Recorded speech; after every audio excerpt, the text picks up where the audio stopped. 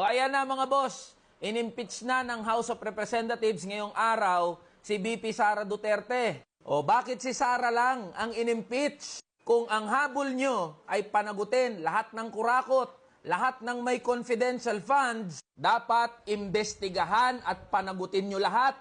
Umpisahan nyo sa Office of the President na may pinakamalaking confidential funds. Isunod nyo yung Kongreso, yung Senado, at lahat ng mga ahensya ng gobyerno na gumagamit ng confidential funds. Imbestigahan nyo rin yung pananarantado sa 2025 national budget, yung pag-zero sa budget ng PhilHealth, yung paglalagay ng bilyong-bilyong pondo sa AKAP, yung daang bilyong piso na nilagay sa DPWH infrastructure projects, lalo na yung mga flood control projects na yan. Lahat yan ay dapat imbestigahan at panagutin kung seryoso talaga kayo diyan sa usapin ng pagsugpo sa korupsyon. Huwag kayong mamili, pati sarili nyo, imbestigahan nyo.